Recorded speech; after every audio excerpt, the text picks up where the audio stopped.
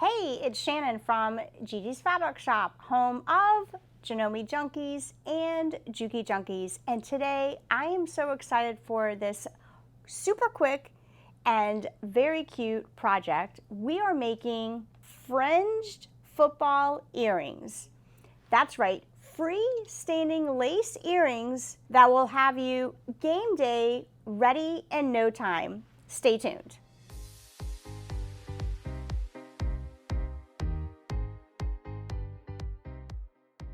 Before we dive into this super fun project, I want to welcome you back into Janome Junkies. If you've been here before, thanks for being part of the Janome Junkies family. And if you're new here, welcome too. This is a fantastic place to get inspired, to learn new techniques, and fall in love with everything embroidery and sewing.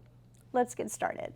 So in today's video, we're going to break it down into 3 easy parts for you to follow by. 1, we're going to gather our supplies. 2, we're going to stitch out these fringed football earrings, and then we're going to complete the project. It's such a quick project. Let's go. So let's get started with the supplies needed for this project. You don't need many, but here's what you need.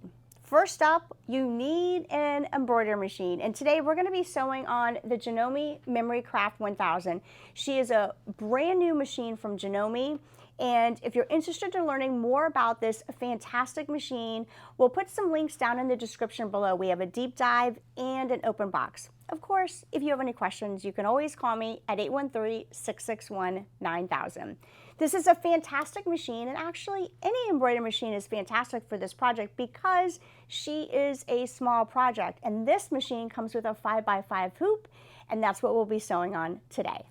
Moving over to the other essential items that you'll need for this project is, next up, the design. The design is brought to you by Art Apply Embroidery Designs. Anna is a fantastic digitizer, and she has just launched a brand new website, and we'll put that link in the description below. I think you will find that all of her designs are beautiful, but what I love most about her designs and her technique is, in fact, the fringed work. So browse around her website, check out her designs. I've stitched out a lot of them, and I think they will become a fan favorite for you too. Next, you'll need stabilizer. Now, we're not actually going to be sewing on any fabric today. This is a freestanding lace project. So today I'll be using Sulky Fabri-Solv stabilizer. Now, there is water-soluble stabilizer and there's Fabri stabilizer. And the difference is the Fabri stabilizer is fabric-like. The water-soluble is more like saran wrap, so make sure you have the right stabilizer for this project. Today, again, we'll be using Sulky Fabri stabilizer. Now, you'll need some thread colors for this project. I'm doing brown, it's called bark, for my football, and white for the threading of the football. You can choose any color brown that you want, but these are going to be the 2 colors that I'll be stitching out with today. If you follow us here, you know I'm a fan favorite of Glide 40 weight polyester thread. So I love her for her strength, but I love this thread for the color and the sheen that it brings my projects. And not to mention, it's made right here in the United States. Last up is you will need your earring hooks for the design. You can probably grab these on Amazon. Maybe you have some in your stash already, and this will finish up your earrings. And last but not least, you'll need a little dish of cold water when we melt away the stabilizer. I know sometimes we want to use warm water, but for this project, we'll use cold. So make sure you have that water ready to go. So now we're going to prepare our hoop for our fringed football earrings. As I mentioned before, this is freestanding lace, and we want to be using Fabri-Solv stabilizer or fabric-like water-soluble. There are 2 types, but we want to make sure that we're doing the fabric. When I do freestanding lace, I usually like to use 2 layers because most of the time the designs are dense in nature. So I've just cut a long piece and folded it over to give me 2 layers. And we simply just want to put it on the top of our hoop, and then take our top hoop and then just press her down. We want to make sure that we don't have any ripples, so we want to adjust our stabilizer to our liking, making sure it's taut and no ripples. And then once you're comfortable with the hooping, you want to go ahead and close her up and tighten the hoop. And now we'll move this over to the embroidery machine. So I've inserted my USB into my embroidery machine, and if you need help formatting or downloading designs from the internet, we have a video on that, and we'll link that in the description below. So here I am on my home screen of my Janome Memory Craft 1000, and I'm going to go retrieve my file from my USB, and I'm going to click the little file folder here, and I'm going to click my EMB folder and then my EMBF folder. And so the projects that I have on my USB are listed here, and I'm going to select my project, which is football earrings. It's prompting me that I need a 5.5 by 5.5 inch square hoop, which I have that already installed, and now I'm going to press OK.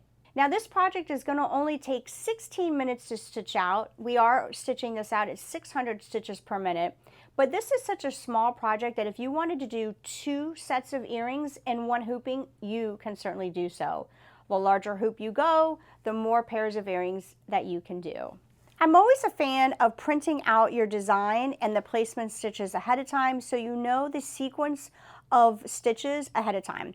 So here gives me my colorways for my design. We're going to go ahead and start with the light brown. So you can see in sequence number 1, we're going to be stitching out most of the lace of this project, including the fringe. I will switch to white for the threading of the football, and then we'll switch back to brown for the satin stitch around the earrings. So make sure you have this handy and you've printed this down. Of course, you can keep it on your iPad, but this allows you to follow step by step so you know exactly what is in sequence of order. So I have my bark thread or my light brown thread ready to go on my machine, and now I'm going to lower my presser foot and we're going to get stitching. So the Janome Memory Craft 1000, as I mentioned, is a brand new machine from Janome. And what I love about this machine, and if you watch the deep dive, you'll learn more about it, is that it's compact in size. If you can see, she's just no bigger than a legal size piece of paper. So perfect for that person that maybe is just starting their embroidery journey, or is looking for a combo machine. This is a sewing and embroidery machine, perfect for doing those quilt labels and monogramming. And the other feature I really like about this machine is the free arm in the back. So I'd recommend checking out our deep dive on the Janome Memory Craft 1000.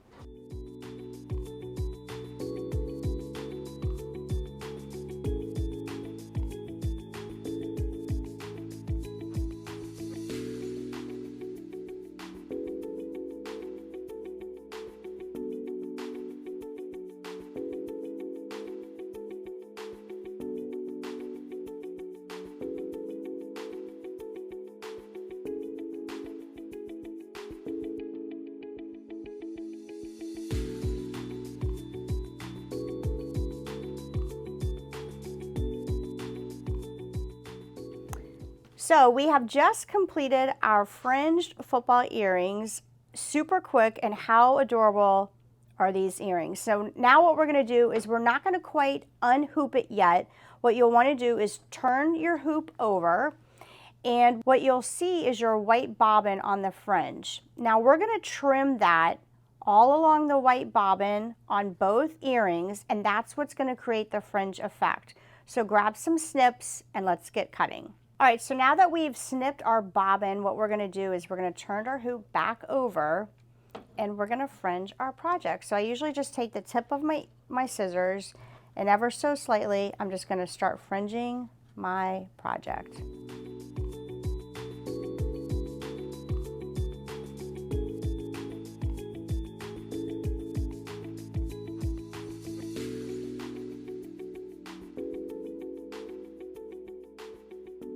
So once we've unfringed, you can see these are actually little loops that have come out once you've trimmed the bobbin away.